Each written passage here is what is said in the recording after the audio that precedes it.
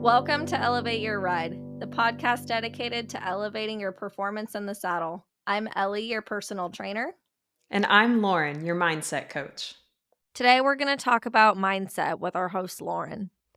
Lauren, what inspired you to want to learn more about why mindset is so important for equestrians? That's a great question. I'd always been told that high performance for athletes could be contributed to 90% of their mental capabilities, but I never really understood how that would translate to the performance of an equestrian. In 2020, when everything slowed down, I started listening to a lot of different podcasts that related to health, podcasts that related to mindset, podcasts that related to equestrian. For the equestrian, I began listening to Along for the Ride with Andrea Fapani. I loved that one because they dove really into the mental side of training and competing on a horse. Not only the mental aspects of the rider, but the mental aspects of the horse. That's when I kind of started correlating, okay, there is a lot to this mental side. It's not just knowing which leg to press and when to lope at a certain cone.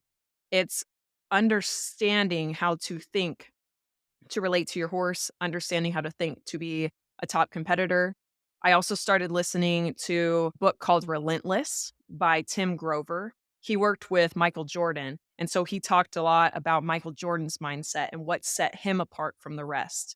And that it wasn't always the effort that he put forth in the gym, but it was his mental desire and drive to be the best every single time he stepped onto the court. And when the cards were down, how mentally he would be able to rise up within himself and dominate on the court.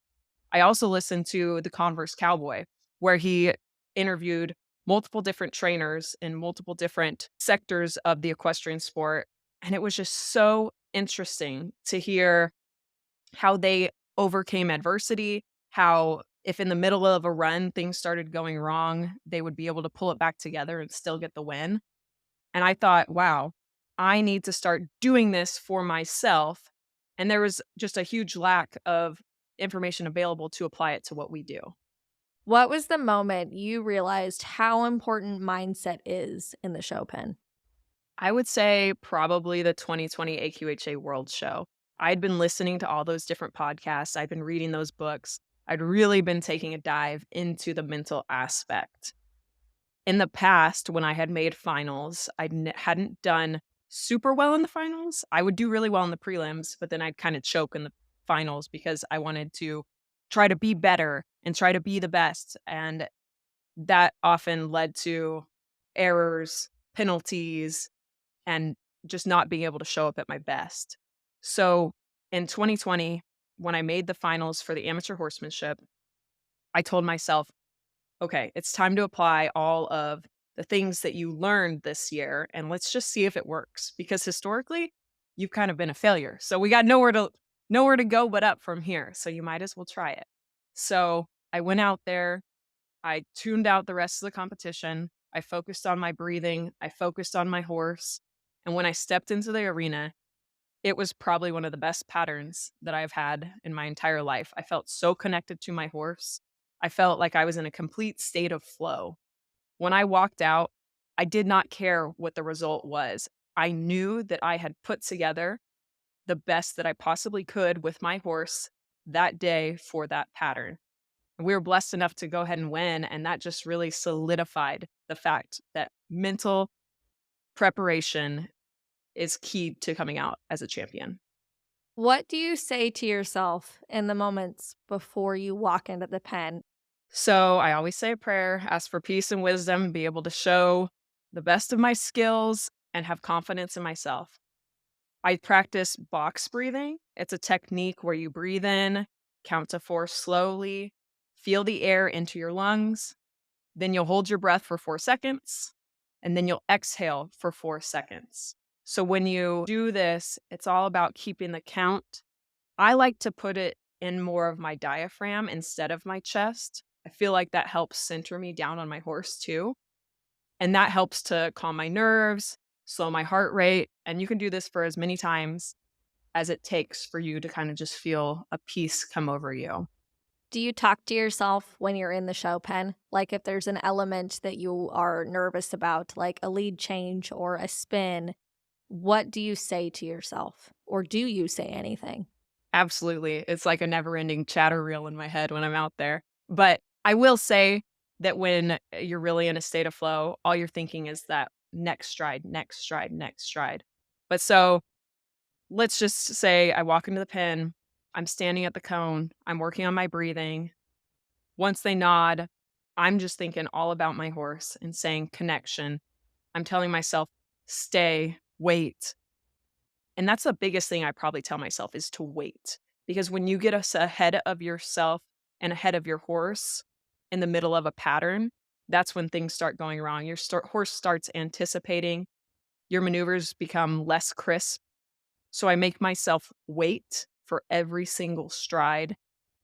And I lean a lot on the things that you've taught me with strength, mobility, and stability to really stay with my horse through every single maneuver. And I don't let myself weaken until the crowd cheers and you walk out of the pen. And that's the point that you wanna get to in your fitness when you don't even have to think about it, it's muscle memory.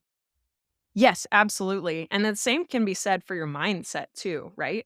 And that's why it's important to go to some smaller shows before you go to your big shows to really drill in these processes so that way they become second nature.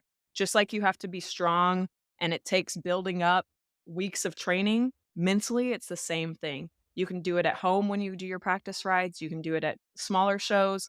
So then when you go to a big show, you know, okay, I got my breathing set.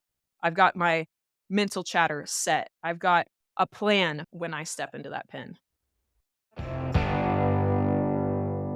Are you looking for that extra competitive edge, struggling with show pen anxiety, or looking to set and achieve meaningful goals with your horse?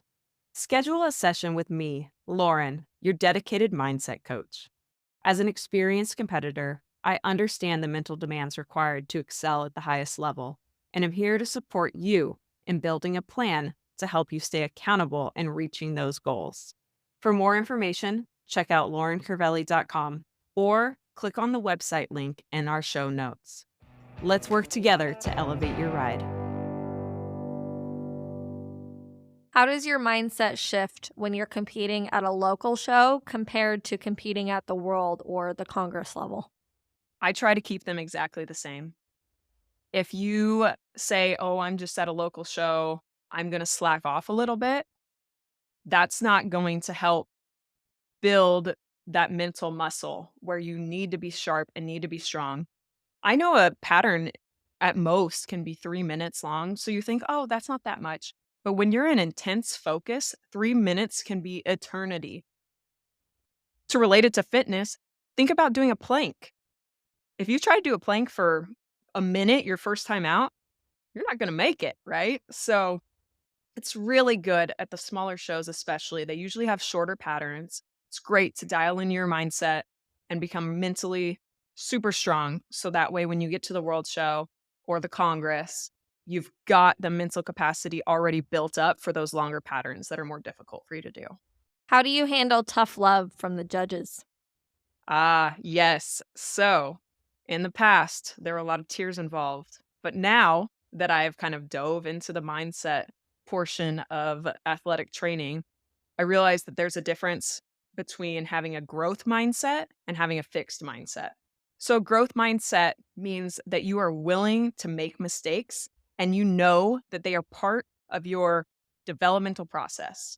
You can find joy in failing because you say, wow, I am one step closer to getting better. And by failing, I can analyze what I did wrong and I can make it better. Whereas a fixed mindset person will say, I am who I am. This is how I ride. I'll never get any better. That girl was born a better rider than me. That guy can sit a horse better than me. A growth mindset says, no, that girl might ride better than me right now, but give me 6 months. I will do the work. I will do the physical training. I will put the time in with my trainer. I will watch the YouTube videos. I will get better. And one day I will beat that person. As you grow into a growth mindset athlete, you can take the tough love from the judges and be able to put it into your practice afterwards and learn and grow from it. Take those scorecards that they give you, have somebody record every time you ride in the pen. Compare the video to the judges' score sheets and really try to take an unbiased opinion and see, okay, what maneuvers did they like? What maneuvers did they not like? By doing this, it gives you opportunities to go and rework it. Tough love from the judges is just a great opportunity for you to improve. How do you avoid psyching yourself out in a warm-up pen full of extremely talented riders? This was difficult to me for the longest time. I would watch other people ride. I'd say, wow, their horse is amazing. Wow, that girl rides amazing. Wow, that guy does that maneuver so much better than I could possibly do it. But then I started realizing that showing your horse is not about being quote unquote better than another person. Showing your horse is all about being better than you were yesterday. It's about being able to show up in the show pen and perform to the highest level that you and your horse have trained to. So if you go out there each time and perform to the best of your ability, and then go home and work on yourself and your horse, each time you step in the pen, you should get just a little bit better and a little bit better. And that's all that you can ask for when you're performing with your horse. How do you avoid comparing yourself to everybody else out there? Do you watch everybody else go and do their pattern? So I do like to watch other competitors go, but I typically try to wait until after I've done my performance because sometimes, as we mentioned earlier, you can get into the comparison game and it makes it so that way you begin to doubt yourself when you do step into the arena.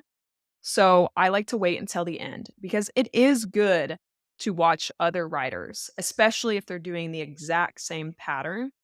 It's good to be able to say, ooh, I like how they did that. I would like to try to be better. And that's what it should be more of when you are watching fellow competitors. Use your fellow competitors for inspiration for you to get better, for you to improve. Don't watch other fellow exhibitors with a mindset of, oh, darn, I'm not as good as them, because that's just a negative cycle that's not going to benefit you. Now, what happens if they preload the class and you're the last person to go?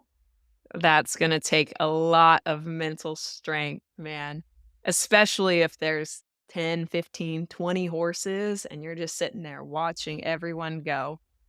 I would pick out maybe 3 or 4 to watch, but after that, I don't know, stare at your horse's mane and just work on your breathing. Visualize yourself performing the pattern exactly how you want to do it. Because 3 horses before your pattern is not the time to be making a game plan change. It's not the time to start having doubts. So really just dial in on yourself, work on your breathing, and work on your visualization and stick to your plan that you and your trainer have. So for me, when I'm competing, I like to be the very first person.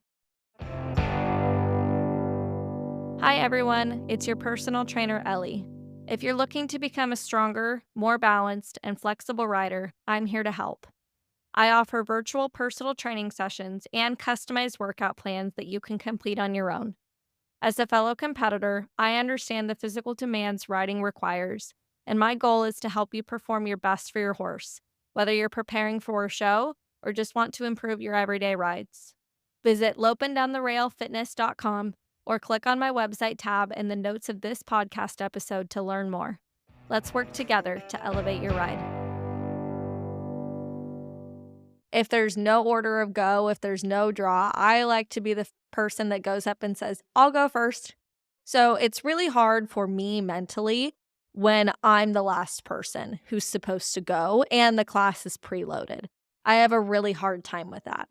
So what are a few things that I can specifically do in that moment when I'm waiting to go and I'm trying not to psych myself out? I feel myself getting nervous. I find myself picking at my horse with my hand. I'm moving my feet. I'm shifting my seat bones. What can I do to ground myself?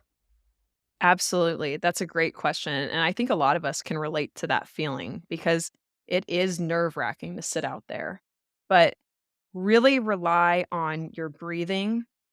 Practice your breathing at home and find a technique that does settle you. Maybe think of a song, sing to yourself.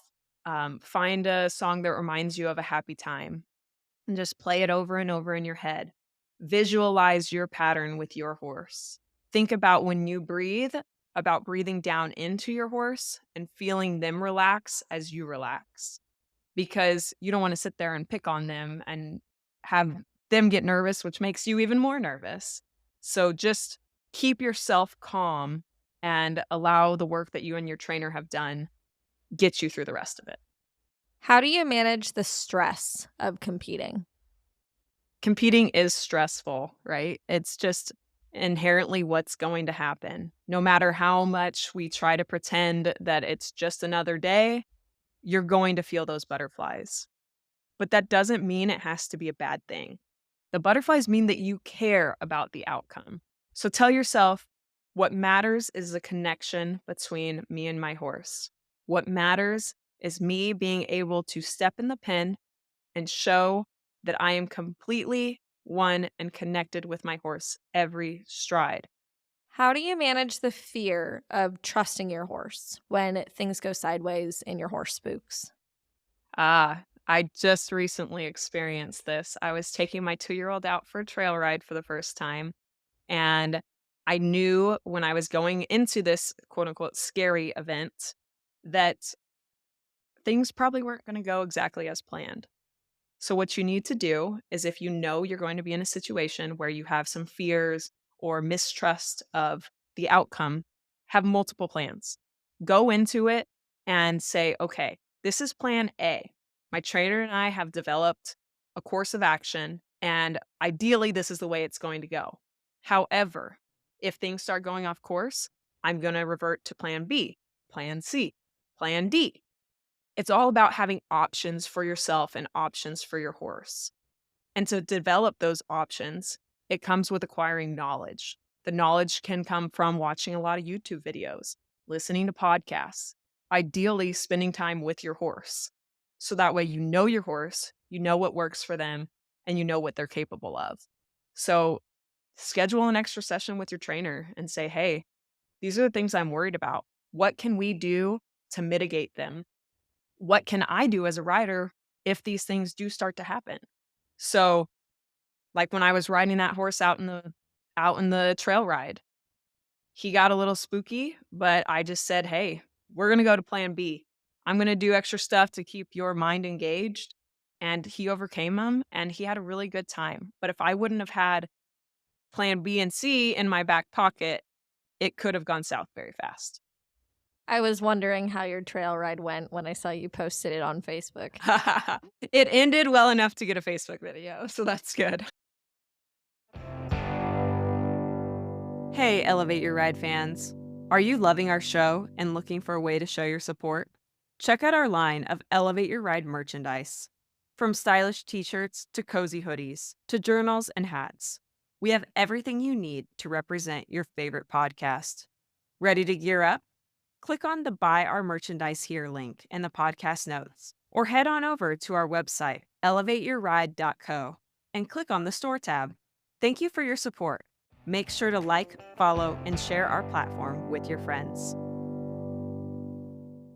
What are the most common mindset challenges that equestrians face? I would say a lot of it has to do with comparison of others' horses, comparison of others' bodies, comparison of others' equipment. And that is something that those with a growth mindset can overcome much easier than those with a fixed mindset. The fixed mindset is going to look at those things that they feel someone has that are quote unquote better, and they'll say, I can never attain that. But a growth mindset person can say, that's what I want to work towards. And a growth mindset person can also say, just because they have that doesn't mean that they are better. A growth mindset will be able to look inward and say, what do I need to do to be the best version of myself? And so I think if we can all work on taking failures and turning them into opportunities and lessons, that would be the best way to overcome a challenge within your mindset. What would you say to somebody who said, "Oh, I don't really believe in the mindset thing. I'm not going to focus on it." For those that doubt the power of the growth mindset, take a step back and remember when you first were introduced to horses. What did you know? Did you know your leads? Did you know what a jog felt like? Were you able to control your horse going from a jog to an extended jog? And think about where you are now. That is growth. If abilities were fixed, you wouldn't be able to then go on and master a lead change, lope over poles, spin your horse, do a sliding stop. All of those skills were improved. And a big reason that they were improved was because your mindset said, I can learn something new, and you did it. How do you avoid psyching yourself out when you're learning a new maneuver and it's not going well? That's a great question because that is something that all of us are going to go through and probably will continue to go through. Whether it's a new skill or a new horse, there's going to be some ups and downs. So it's about giving yourself grace and being patient with yourself and your horse. It's about trying multiple different ways of doing something until you figure it out. Be patient. Ask your trainer for help. Ask your trainer to break things down, maybe explain them differently. Tell yourself that just because I didn't figure it out today doesn't mean that I won't figure it out tomorrow. And that if I don't figure it out today, I'm one step closer to figuring out tomorrow because now I really know not to do something. So just give yourself grace and patience, and you can accomplish a lot. Thank you for listening to Elevate Your Ride. Find us on Instagram and Facebook, all linked in the podcast notes. We'll see you next time.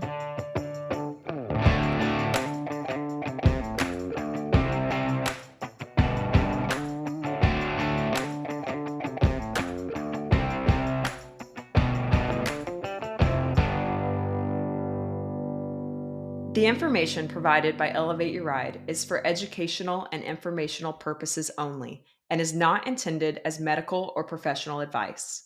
While we discuss health and fitness topics related to equestrians, the content provided through this podcast is not a substitute for professional advice. The views expressed by the host and guests on Elevate Your Ride are their own and should not be taken as professional guidance. We strive to provide accurate and up-to-date information, but we cannot guarantee that the information will be applicable to every individual listener or that it reflects the most current research or guidelines. Before making any changes to your health and fitness routine, we strongly recommend consulting with a qualified professional who can provide personalized advice based on your individual needs and circumstances. Elevate Your Ride and its creators will not be liable for any direct, indirect, consequential, special, exemplary, or other damages arising from the use of information on this podcast. Thank you for listening to Elevate Your Ride. We are committed to providing high-quality content and appreciate your trust in us as a source of information for your health and fitness journey. A lot.